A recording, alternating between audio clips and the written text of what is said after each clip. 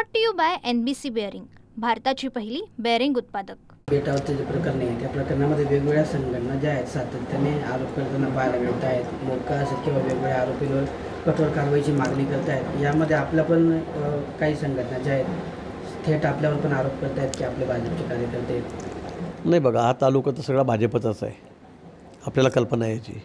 हा गेल्या 40 वर्षापासून मी या ठिकाणी निवडून येतो आहे आणि इथे काय कुठे मारामारी झाली, भानगडी झाल्या, कुठे खून झाल्या तर कुठल्या पक्षाचं त्याला लेबल लावता येत नाही की यांचे कार्यकर्ते त्यांचे कार्यकर्ते। त्याची परिस्थिती काय, का झाली घटना, कशामुळे झाली।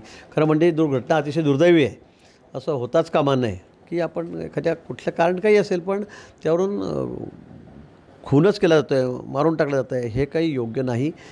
याचं कोणीही समर्थन त्या ठिकाणी करणार नाही। पण हे करत असताना मग राजकीय आमचे मित्र त्यांना प्रेम उफाळून येतं। मग यातला आका कोण, यातला काका कोण। आता मी 8 दिवस झाले इथे नव्हतो। ही घटना सडन कशी घडली कोणाला माहीत नाही। मलाही दुसऱ्या दिवशी घटना माहीत पडली आणि त्यामुळे मला असं वाटतं की राजकीय आरोप प्रत्यारोप सुरू असतात। ज्यांना सोयीने जे करायचं ते करत असतात, त्यांनी ते करावं। मला त्याबद्दल काही ऑब्जेक्शन नाही। अबू आझमी हे जळगाव जिल्ह्यातील जामनेरमध्ये येऊन गेले। त्यांनी सांगितलं या ठिकाणी मुसलमान जो वर्ग आहे सुरक्षित नाही, जहर देऊन मारण्याची त्यांनी एक मोठी भावना केली आहे। आगामी काळामध्ये मला वाटतं असं कुठे नाही। आम्ही इतके वर्ष झाले, आता तुम्ही जामनेरमध्ये बघतात, आम्ही इतक्या गुण्या गोविंदाने राहतो। आता इथे 7 नगरसेवक आहेत मुस्लिम समाजाचे, 7चे 7 BJPचे आहेत। असं राज्यात कुठे नाही, मी म्हणतो देशामध्ये कुठे नाही की या ठिकाणी आमचे 29 नगरसेवक आहेत, त्यातले 7-8 नगरसेवक काहीतरी मुस्लिम समाजातून निवडून येतात। ते 8चे 8 नगरसेवक इथे भाजपचे आहेत, ते कमळाच्या चिन्हावर निवडून येतात, दुसऱ्या चिन्हावर घेतलं आहे कोणी इथे। मग यापेक्षा दुसरं उदाहरण मी तुम्हाला काय देऊ। आम्ही सगळे सोबत राहतो, एकमेकांच्या सणामध्ये नाचतो, कुदतो, त्या ठिकाणी जल्लोष करतो आम्ही। आमच्याकडे असं कुठेही वाद नाही आहे। पण एखाद दुसरी घटना अशी होते की त्यामुळे मग लोकांचे राग तीव्र होतं। पण त्याचा अर्थ असाही नाही की तुम्ही मारूनच टाकलं पाहिजे, असं हे त्याचा अर्थ होत नाही। त्याचं समर्थन कोणी करणार नाही। त्यामुळे इथे मुस्लिम समाजाला खूप त्रास आहे, तेढ आहे, असं कुठेही नाही। आम्ही प्रत्येकाच्या सुखात दुःखात सगळे एकत्र असतो। कोणी अडचणीत असेल तेव्हा आम्ही एकत्रित असतो। तुम्ही कोणाला जाऊन विचारा। याच्यामध्ये काय होतं की बाहेरचे नेते येत आहेत, आपल्याकडे जामनेरमध्ये येतात, त्या बेटावरला जातात, मात्र या घटनेला जे आहे ना हिंदू आणि मुस्लिम असा रंग देण्याचा प्रयत्न केला जातो आहे। प्रत्यक्षामध्ये घटनेचं कारणसुद्धा पोलिसांकडून सांगितलं जात नाही। मला वाटतं यातलं कारण सगळ्यांना माहिती आहे, यातलं कारण सगळ्यांना माहीत आहे। आता मला काही ते सांगायचं नाही आहे, पण हे वेगळ्या अनैतिक भानगडीवरून झालेलं प्रकरण आहे, याची सर्वांना कल्पना आहे आणि त्यामुळे या गोष्टी टाळल्या पाहिजेत। या अशा गोष्टी होता कामा नये, हे तेवढंच खरं आहे। पण याचा अर्थ असाही नाही की तुम्ही कोणाला मारू शकतात, जीवानिशी मारू शकतात। मला वाटतं हे अतिशय चुकीचं आहे, त्याचं समर्थन आम्ही कधी करणार नाही। सुलेमानची या दिवशी अंत्ययात्रा होती, ज्यावेळेस पूर्ण गावामध्ये चूल पेटली नव्हती, पूर्ण गावाने दुःख केलं होतं। मात्र इतर पक्षाचे राजकीय नेते येऊन या ठिकाणी शांती भंग करतात असं वाटतात का आपल्याला त्यांच्या भाषणात किंवा ते? मी तेच बघितलं, त्या गावामध्ये त्यांचा इतका एकोबा आहे। गेल्या 3 पिढ्या सुलेमान, त्यांचं कुटुंब, त्यामुळे त्याला नीट हिंदीसुद्धा बोलता येते, ते मराठीतच बोलतात ते, असं नाही आहे तिथे।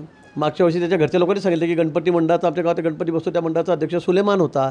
पण इतका भाईचारा आमच्यामध्ये, इतकं प्रेम आहे। उगाच बाहेरच्या लोकांनी येऊन इथे फार काहीतरी अन्याय चाललेला आहे, फार काहीतरी अत्याचार होतो आहे, असं जाणीवपूर्वक आपली नेत्यागिरी तिथे चमकोगिरी करण्यासाठी हे येऊन या ठिकाणी बोलत आहेत, मला असं वाटतं। मग आता मी त्याच्या घरी जाऊन आलो, मी बाहेरगावीच होतो, आपल्याला कल्पना आहे। मी आलो त्या दिवशी रात्री, मी उशिरा झाला, 10 वाजता मी त्याच्या घरी पोहोचलो धावपळत। लगेच 11ची ट्रेन मी पकडली, पुन्हा मुंबईला गेलो, मला नांदेडलाही जावं लागलं त्यावेळेला।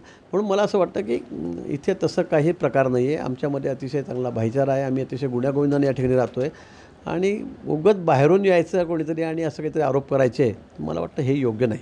चंद्रभागा नदी जे तिने पण धोक्याची पातळी ओलांडली, नाशिकमध्ये पण पूरस्थिती होती, सांगलीमध्ये पण वातावरण आता पूरजन्य परिस्थिती निर्माण झालेली आहे। खरं जे मुंबई, रायगड, रत्नागिरी, पालघर, पुण्याचा भाग, आता इथला पाऊस थोडा ओसरलेला आहे। तिथे नद्याची पातळी कमी होते। आजही आपण बघितलं असेल, कोल्हापूरला असेल, सांगलीला असेल, या भागामध्ये आता थोडी पाणीची पातळी आता खाली चाललेली आहे। पण निश्चित त्यांनी जी धोक्याची पातळी आहे तीही ओलांडलेली होती।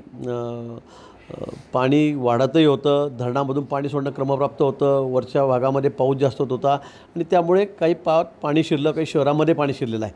पण परिस्थिती सगळी आटोक्यामध्ये आहे। आमच्या SDRFच्या टीम आहेत, NDRFच्या टीम आहेत, पोलीस प्रशासन आहे, सर्व पोलीस दल आहे, हे सर्व परिस्थितीवर लक्ष ठेवून आहेत। कुठे काही अप्रिय घटना घडणार नाही याची काळजी आम्ही त्या ठिकाणी घेतो आहोत. ज्यांना नदीकाठी जे आहे जसे मिठी नदीच्या काठी काही लोक होते, आता आपण सांगलीला बघितलं, कोल्हापूरला बघितलं आहे, नदीकाठच्या लोकांना अनेक ठिकाणी आम्ही सुरक्षित ठिकाणी हलवलेलं आहे. त्याची काळजी सरकार त्या ठिकाणी घेतं आहे. नांदेडलासुद्धा घरांचं स्थलांतरण आम्ही त्या ठिकाणी केलेलं आहे, लोकांचं स्थलांतरण आम्ही त्या ठिकाणी केलेलं आहे. शेडमध्ये त्यांना राहण्याची व्यवस्था केली आहे, काही शाळेमध्ये केलेली आहे. त्यांची जेवणा खावण्याची व्यवस्था ही त्याच्याकडे आम्ही त्या ठिकाणी बारकाईने लक्ष देतो आहे. अंथरायला पांघरायला काय नाही आहे ते सुद्धा शासनातर्फे त्याला सर्वतोपरी मदत ही या ठिकाणी केली जाते. पंचनाम्यांसंदर्भात कशा पद्धतीचे आदेश दिले आपल्याकडे? अजून पाऊस सुरूच आहे. खरं म्हणजे अनेक ठिकाणी असं आहे की सरसकटच नुकसान झालेलं आहे आणि त्यामुळे अधिकाऱ्यांना सूचना देण्यात आलेल्या आहेत की ज्या ज्या ठिकाणी अतिवृष्टी झालेली आहे तिथं अनेक ठिकाणी झालेली आहे आणि नुकसान झालेलं आहे त्यांचे सगळे पंचनामे तुम्ही त्या ठिकाणी करावे. अगदी कोणावरही अन्याय करू नका. सरसकट असेल तर सरसकट नुकसान असेल तर सरसकट पंचनामे करा. शेतकऱ्यांना न्याय मिळाला पाहिजे ही भूमिका शासनाच्या ठिकाणी आहे. ज्यांचे जनावरं वाहून गेले, बकऱ्या असतील, गायी आहेत, म्हशी आहेत आणि ठेवून वाहून गेल्यात त्यांनासुद्धा त्याचा मोबदला दिला जाईल. त्यांचेसुद्धा पंचनामे झालेत. मी परवा नांदेडला जाऊन आलो, त्या ठिकाणी जवळपास 300-350 जनावरं, काही म्हशी वाहून गेलेल्या आहेत, बकऱ्या वाहून गेलेल्या आहेत, कोंबड्या वाहून गेलेल्या आहेत. त्यामुळे त्यांनाही तात्काळ आम्ही मदत त्या ठिकाणी पोहोचवतो आहे. नांदेडला अनेक लोकांचं स्थलांतर आम्ही त्या ठिकाणी केलेलं आहे. त्यांना चादर, खाली बांगला सतरंजी, त्यांना कपडे, त्यांची सगळी धान्याची व्यवस्था, ते किट त्यांना दिलेले आहेत आणि त्यांना राहण्याचीसुद्धा व्यवस्था आम्ही पत्र शेडमध्ये आम्ही त्या ठिकाणी केलेली आहे. Brought to you by NBC bearing, भारताची पहिली बेअरिंग उत्पादक.